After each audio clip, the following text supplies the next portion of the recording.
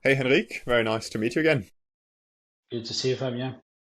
No, really appreciate you making time for this. Before we jump into our episode today, would you mind just briefly introducing yourself? Hi, I'm Henrique Monteiro Wadsworth. I'm now heading up sustainability value stream at Bridgestone Mobility Solutions, and more specifically, our web fleet solutions. Oh, very good. Thank you for that. Your scope of work seems on the surface level quite broad. Would you mind giving us a little bit more context to some of the initiatives you've led as far as you can, of course, speak about it, and maybe the journey Bridgestone Mobility Solutions has been on, and maybe a little bit of context to the organization as well. Of course, it's one of the big brand names in the tier one supplier space, but maybe not everyone is familiar with it, if that's okay.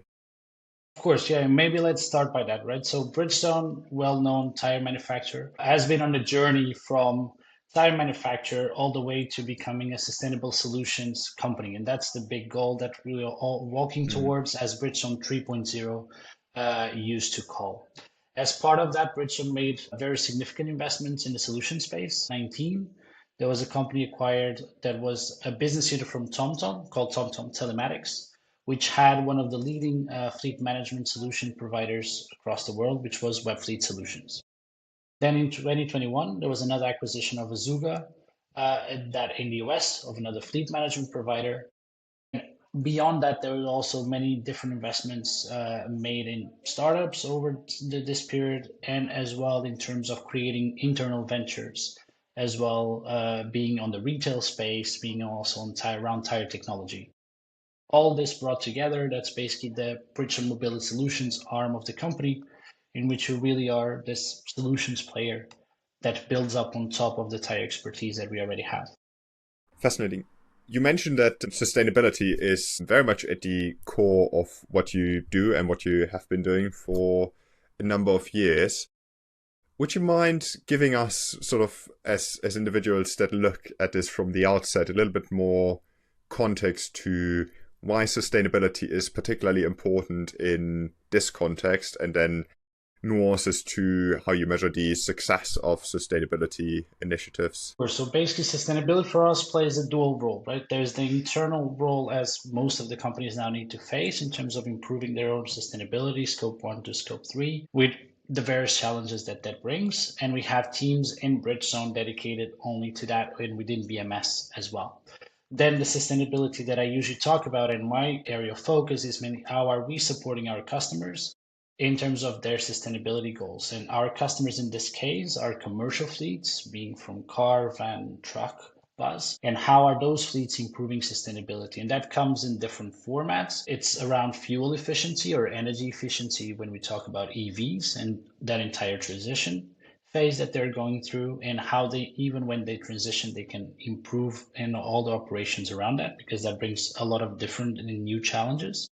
There's also around their emissions, which then are highly connected with their fuel consumption as well, and the improvements on that. And these are many times the result of multiple other activities that we have to get there, being on how are we optimizing these fleets routes, how are we optimizing the load, for example, that they're taking. And these are some of the actions that we work towards.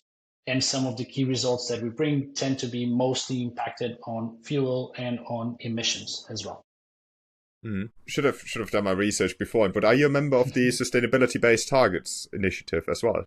So as Bridgestone, we are part of SBTI, indeed, and we also try to work with our customers and identify the customers that have SBTI and work together with them as well to see how can we help on the fleet side at least to contribute towards their improvements in there.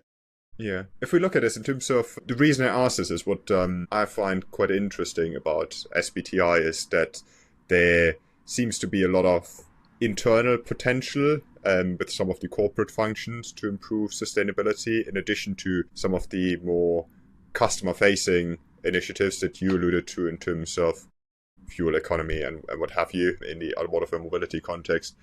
If you would have to sort of break this down, where do you see the future of this over the coming years in terms of initiatives that actually realistically improve sustainability across this entire value chain, not just in the customer space, but then also across the entire end end-to-end value chain. What you tend to see, and that comes out in pretty much every single research when we talk to customers, when we talk to partners, is really down to collaboration, right? And it's really down to scope three is still the big holy grail on how can different companies collaborate on that across the entire value chain, being upstream and downstream. And that's still the major challenge that we have is in terms of that will improve financially for everyone if we get to make a lot of improvements. And that's where fleets can also play a big role as well, playing a long key part. I mean, fleets in Europe represent about 25% of total greenhouse gas emissions in Europe. So there's a big part on road transport commission there. Then there's also the part of cost as well. If we improve or on the side of fleets that we're talking about, that improves as well in terms of the either the companies that subcontract them, the shippers, down to again large corporates that you have in FMCG and many other areas as well. So there's a lot of that. But to your point, there's also a lot of major upgrades to be done across all these companies, across manufacturing companies, across all of that.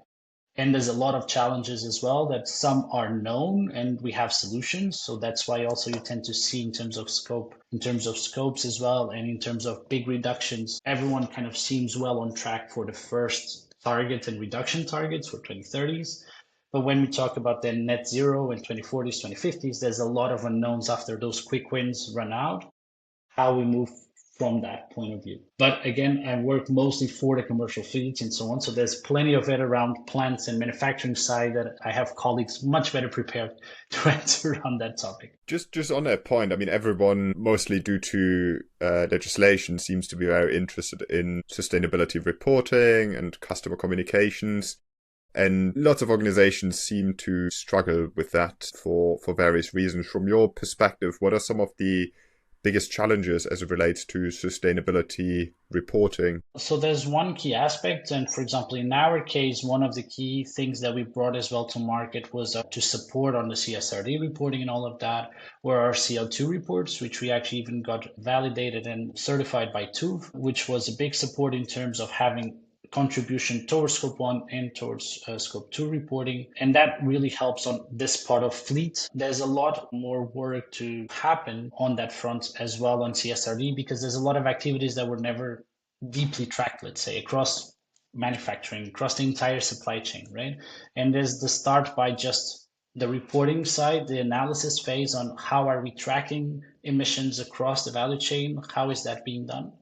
That is a big challenge as well, because even if we go down to simplistic aspects of vehicles and many other areas, it's still the industry standard or the industry kind of baseline that is used, which then many times mismatches with the reality of consumptions, with the reality of usage across being vehicles, being manufacturing plants, being whatever. So either we are over kind of measuring a lot of things that don't contribute, and if you make the compound effect across a value chain, that will have an impact for everyone that is reporting on those values. So more accurate tracking, more accurate reporting, it's something that is important. Now, if we see everyone with that clear mindset and implementing all of it, we see different views in the markets. We see different approaches to it. There's also the fact on who is already covered by CSRD as the different thresholds come to the point, or not, already having more or less urgency to do so. Mm. That's fascinating. Last question on that, and not going down a rabbit hole.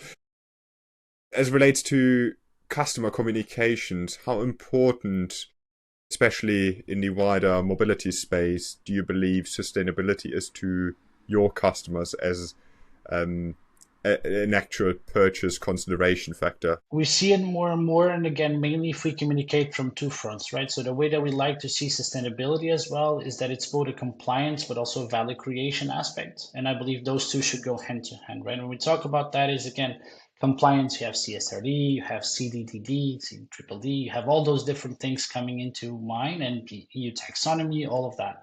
On the other front, you have this value creation where part in terms of how can you optimize a fleet. We talked about, again, fuel efficiency. That brings considerable benefits for fleets that usually work on quite low margins as well. So that can bring massive benefits for them. If we talk in these two senses and we have a good story, I believe that that is really compelling for our customers. Also, what is compelling as well is as CSRD becomes to affect more and more companies, The companies that subcontract services, like shippers, for example, an FMCG company or other company, or even larger 3PLs that subcontract further companies as well, they are interested in reduce then the scope 3, right? So then they're interested in pushing the envelope for all the other companies that also work for them, all the other small fleets that work for them and all of that. And then that is also for the small fleets, for example, or so our smaller customers as well, important for them to win new contracts because that starts to be part of the tender, either having electric vehicles or at least having capabilities to report on CO2 and what they're doing to improve on CO2 and fuel emission. Building on that, let's talk a little bit more and pivot towards AI. What is the AI journey you've been on at Bridgestone Mobility Solutions on a high level? So there were many implementations of, let's say, more generic AI or like because AI has been as part of solutions for a long time, right? Now that Mm. with GenAI, it seems that we kind of forgot about Yeah. that, right? Computer vision, machine learning algorithms, a lot of different things have been already around us. And that has been part of a lot of the, for example, algorithms that we have around our tires, around intelligence for the tires, around some of the, again, the elements that we have within our fleet management solutions. But more recently, and focusing on GenAI as well, has been mainly on how can we then build up on a lot of the data that we generate, because there's plenty of it, and in terms of generate both better insights for our customers, but also enable a lot more natural interaction with our solutions, because that's another part of it as well, right? As these solutions grow with more features, grow with more insights for the fleets, at some point it's also a bit can be overwhelming as well on the sort of insights that they have, because most importantly is to move from insight to action, right? And it's that reporting, insight, action. And that part is critical, and that's how we try to support this. Two main use cases that are quite talked about. Common industry use case is then on video cameras, like to have AI in terms of risk factors and risk identification. Another one that we most recently talked about and launched around GenAI has been around our driver monitoring model. So around OptiDrive, which is our driver monitoring model within Webfleet. And then basically in there, we started enabling GenAI to enable the fleet managers and other staff in the fleet to actually interact with the results that we have. So basically we score drivers in terms of braking, acceleration, all those different behaviors around driving, and that basically how can they find out and interact a bit in an easier way, understanding who are the top drivers, the worst drivers, how can they try to improve that, how can they try then to basically split up a bit who should be compensated, who should they have a talk to improve that. And again, drivers are a massive component of the fuel economy that we talked just before as well, which then also takes the connection to CO2 emissions, which then takes the connection to the overall sustainability journey that they have. So in this solution, really, the staff can just interact through our solution with it. Based on prompts, you can get all these different summaries of the insights based on the drivers, based on specific scores, based on all of it, and also then try to get this data to then take an action as well. This is the first implementation that we launched in beta first, and we launched at IAA at a time last year. And it was already a different approach to the common, let's say, way of going to market as well, because we're really building with our customers. And it's interesting to start seeing the initial results as actually a fair portion of the initial beta testers were reporting that they have accuracies of 50% up or even sometimes 70% up as well, which is good to hear as we also improve the way that we're working with GenAI and all of us also get more and more upskilled in the topic. On that last point, how do you deliver these initiatives? Is this a central team that works with the respective business areas, or is this a capability that actually sits in the individual functions in R&D, manufacturing, or wherever? There's both central teams and also more dedicated teams, so you have a bit of both as well. Personally, I like to see myself, and I've been a bit of an evangelist within the company as I'm personally also interested in the topic. And you see a lot of these, let's say, local or team heroes as well that really like to drive the topic. And we have plenty of, again, drive from the company as well to look into that. And there's a lot of opportunities within fleet management to explore, right? And so in talent, I would see as well that there's two facets to it. There's on the business side of things, because also AI should not just be seen as a technology that we must find a way to embed within the product, Yeah. right? It must have a bit more an idea behind that, and is really all the way from starting from business use case down to then in which sense does it make sense to implement or to think about a solution around it that may have or not Gen AI, and Gen AI then can come as a good solution to it. Just on that, because this is one of the sort of really interesting point that comes up in most conversations I have on here and offline and internally and with partners, is how, let's start with, how do you actually ignite these use cases and initiatives in terms of, is this a senior exec sponsor that would like to implement a certain type of solution? Do you start with lots of companies use objectives and key results and start with a particular key result that you would like to improve, or is it more bottom up in terms of, with Gen AI we could do X, Y, and Z, what should we do? I believe we see both, right? So as every single executive, probably AI is a hot topic. You want to know what your company is doing around AI. So Yeah, that can be communicated and that can be achieved. So we have that from our top leadership as well, interest in AI, as I believe in any single company there is at the yeah. moment. And there's again OKRs around the company that we use, which then can be tapped in with or not AI as well to support some of those. There's definitely a lot of also bottom up initiatives, being hackathons that were even done around the topic, or also just natural interest from product managers, from development teams, or from value stream leaders and other people leading teams to really have interest on pushing the envelope on how can we do things maybe faster, maybe better, or again, might be a matter of more better user experience, also might be a matter of better insights that we can get or a better solution that we can develop now with the capabilities that are at our disposal. You mentioned that you're also learning a lot about Gen AI, which every organization and leader, as far as I'm aware, does, given that it's a fairly recent topic with lots of blue sky potential upside. What are some of the lessons learned that you personally took away from your work related to Gen AI over the past 2 years? I believe that there are some, right? One is definitely around kind of the way that we look at having a solution stable and a solution that we're completely happy with in the beginning, right? There's a lot more discovery process, I believe, with Gen AI. I mean, even when you hear about podcasts from the CEO of Anthropic or Sam Altman from OpenAI and so on, you hear how much this is a living breed, almost a living animal that you're kind of working with. So there's a lot of unknowns that you also explore, especially as we bring to our industries to trying to match with our products and build up on our products. So there's a lot of that, let's say, more exploration and more discovery process that you need to be quite more open about it than maybe before, when you know exactly what you're going to build, how you're going to build the tech stack, exactly what will happen. I believe that's one. There's also another one in terms of mainly not around technology, but around people as well, because I mean, you will find supporters, but you'll find big disbelievers as well in the topic. Mm. So it's also a matter of combining the two and trying to work together and explore together on that. And finally, it's also a bit more discovery with the market as well, because there's a lot of buzz around Gen AI and AI in general as well. Every company says they're doing so. So at some point, it's a bit an overused buzzword at the moment, and is really trying how can we really separate ourselves on what we're doing that is actively Gen AI and we can celebrate it.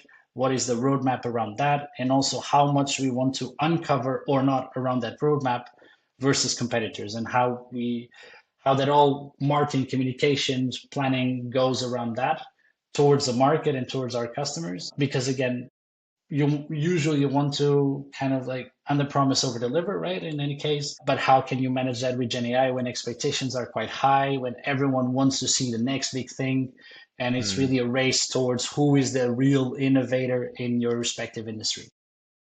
Mm. It's a really, really interesting point that I believe lots of organizations like Bridgestone Mobility Solutions are currently trying to answer around what specifically should we internalize in terms of capability today and then over the coming years, and where should we, I guess, acknowledge that we can't necessarily compete or don't want to compete from a capability solution standpoint.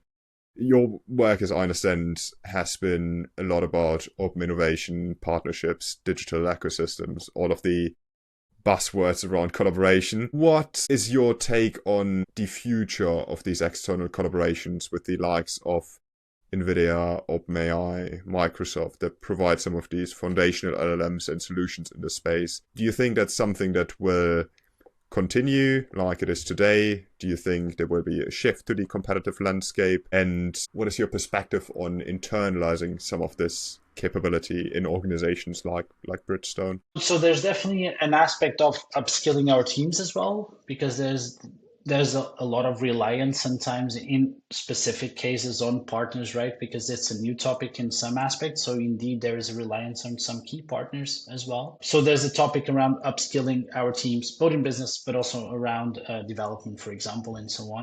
That sometimes comes naturally as personal interest. Sometimes it's more something that is being coordinated, and sometimes even coordinated with partners, right? Because a lot of the partners you mentioned, Microsoft, Amazon, all of those have interest as well. And the companies that they work with also have a better level of maturity as well. So they will understand better the products, will also consume more and build more on top of these GenAI capabilities as well, because it's their back in their interest.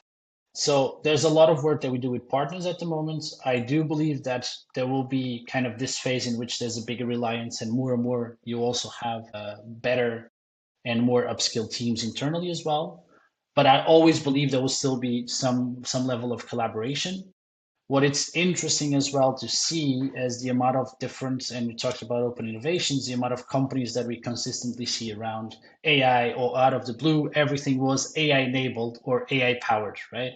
And sometimes really throughout those scouting exercises that we do, it's really understanding what does that exactly mean? What was the difference? How much those companies evolved since Gen AI has become more the norm or more explored in the market?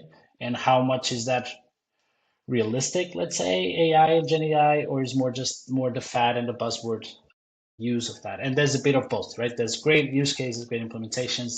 There's a lot of cases that we still chase the holy grail. So there's definitely a bit of both, and navigating on that, it's not always easy until we sometimes run a few POCs or run a few tests to actually then understand the full length of the capabilities and where reality stops and more the dream of the future was sold. That's fascinating. Subject that along those lines always tends to come up when we talk about more disruptive types of innovations, and many could argue that loads of these Gen AI solutions are more disruptive, is culture and cultural integration. I was just wondering if you've got any perspectives on the role of culture as relates to the development of these use cases, and where the development should sit, and at what point the use cases and solutions would need to be integrated, both in terms of in the wider organizational structures, but then also how these cultural transitions from often these speedboats, whether it's a small team internally or externally developing these solutions, and then the actual functions, which I know I'm sort of stereotypically here, a little bit cynical, are usually not speedboats, but operate sort of more traditionally, when they should come together, and then potentially also what some of your recommendations or perspectives might be on how this transition could happen a little bit more seamlessly. I believe that there's big support, right? As we're talking about, there's support from the top, there's support from the bottom, let's say, or more bottom up as we talk about teams, development teams, and so on, right? Not being the bottom, but in that case, as that view. That really helps in picking up on your term of speedboat, right? We do have one or two speedboats in the company in terms of development teams that are clearly bringing most of these new solutions and really challenging the status quo in many aspects. That really helps because as we now start to bring these to market, that and also that having a lot of focus and a lot of internal recognition from the top as well, being showcased in town halls, for example, all of that, that also helps for other teams to get more, first of all, to get to see these coming to fruition, coming to reality in the product. So it's no longer just a dream or something that the teams were working with or playing around. First of all, seeing that coming to real life, that's one. Seeing also that getting internal recognition, that also getting market traction and all of that, that's the second part of it. And that usually are in effect to start with, to then even bring the disbelievers back into the game as well and try to engage with them. Because then we really have not just a desire from the top and some ambition and excitement from the development teams, for example, or product teams, but we start to really having, we are bringing this to market. That's something that also management appreciates as well and keeps on pushing for that as well.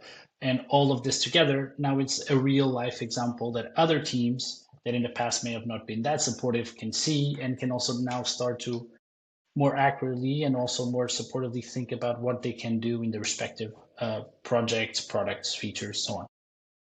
Building on it and looking ahead across the wider mobility solutions space, from your perspective, what are some of the use cases, possible lighthouse initiatives in the GenAI space as relates to sort of wider mobility solutions that organizations either are or would need to become aware of to be successful in a field in the future? That's a very interesting and broad question as well. But thinking about, I mean, thinking about the mobility space, and if we start more like from the smaller environment, from let's say more the close to home environment and down to broader as well. Yeah.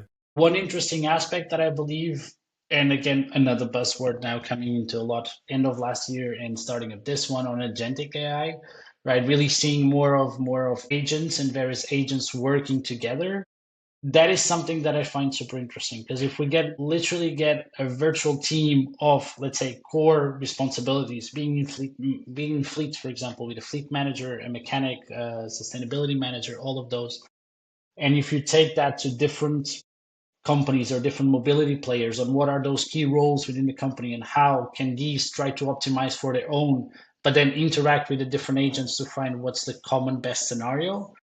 I've seen examples in other industries. For example, I've seen a recent one in the conference around FMCG, and it's really powerful when you actually bring, for example, in that case, they had someone from sourcing, someone from marketing, someone from brand, all of these agents talking to each other to what would be new product launches in the best way that sourcing could kind of get that to a best price, with brand could build a brand around that, which then marketing could communicate that. And that's quite interesting to see to our rationale in mobility, where you tend to have fleet managers, where you might have OEMs as well, may have all of that. And if we talk about the wider OEM space, I was actually reading something just this morning about how OEMs are looking in a different way. Sometimes GenAI more as a feature within the vehicle, sometimes more as the entire background to build up on all the data, like Tesla and other players were building up on all the data that they generate and what can they infer from that. Mm. So I believe also AI in that case can be a lot more than just a feature in the car, right? Which is a nice aspect to it, but in the end, it's just a small feature versus the other uses of it. But indeed, I believe that across the mobility space, you will find a lot of different use cases depending on what you're talking about or which Mm. player we talk about or which more subsegment, let's say. But I do believe a lot of this, again, digital twin of your fleet, of your company. How can you try to simulate a lot of the things that play around to your company if you make X, Y, Z changes, being in our case on routes, for example, on electric vehicles versus ICE vehicles, but similarly to other industries or to manufacturing as well, that you see the same happening on those digital twin of factories. All of these different plays and implementations can help a bit across the entire value chain of automotive and mobility. But there's Mm. plenty of use cases, right? I would say so. There's a plethora of them out there. Just on your point around sort of Tesla as someone who leverages GenAI for decision making, and there are lots of manufacturers that focus possibly a little bit more on in-vehicle experience and use case. I think that's a really interesting point that we see, or at least I see more and more across manufacturers, where currently it seems somewhat disconnected, and you've got some directors, board members that have a keen interest in looking into Gen AI in R&D, in design, in industrial operations, in customer touch points, but there doesn't seem to be the sort of centralized approach and layer in terms of sharing lessons learned, how they come together, around partnerships, which possibly we might see a little bit more of in the future. But building on that, as a sort of final question, imagine that you're talking to someone who is actually in charge of bringing these initiatives together, essentially, and defining the organization-wide data and AI, including Gen AI strategy. From your experience, what would be your top 3 plus minus 1 recommendations for this individual to drive Gen AI in a sustainable way? All right. So from that, that's a good one, right?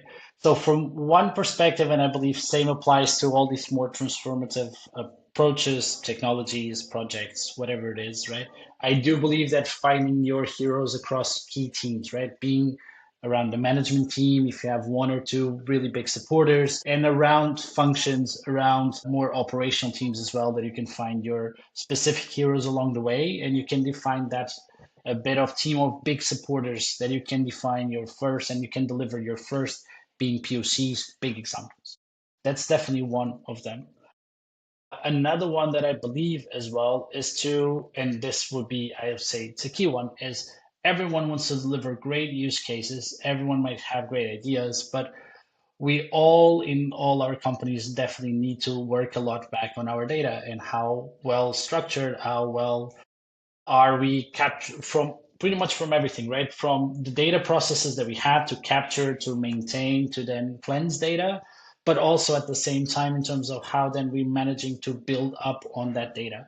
Because many times what we see is that a lot of companies now need to take big step backs in terms of looking back at the quality of the data, how is that being captured, how is that being harmonized, and how much of that can actually be used. And that I believe it's a big cost for many companies to take that step back. And that's something that I'll look first, even with the right teams, to take a deep look into that. And a final one, I would say, and connected to this, is definitely to define pretty much a wider scale strategy, or at least vision towards how AI can play a role, right, across the different functions of the company.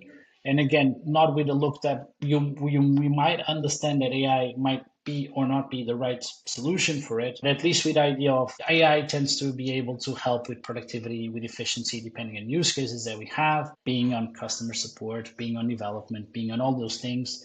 And I keep on seeing improvements in terms of productivity of developers, that teams might need to hire a bit less or might be able to do a lot more. All of these things, and defining clear strategy for which areas to tackle first, what are the priorities, and what are really the benefits that we're going after, that I believe that's definitely something to look into. So basically, going back, I would say defining a strategy, or at least your ambitions and that vision for what you would like to improve in the company, and then explore how much could potentially AI, Gen AI help with that.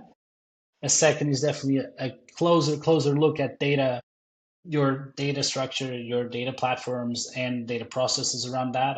And then third, when we're talking more about how to make any of this real, is really count on find your supporters from management team, leadership, beyond that middle management and operational teams to be able to drive some of these initial wins that then motivate everyone else and also potentially motivate the market around. A really, really useful and crucially important advice.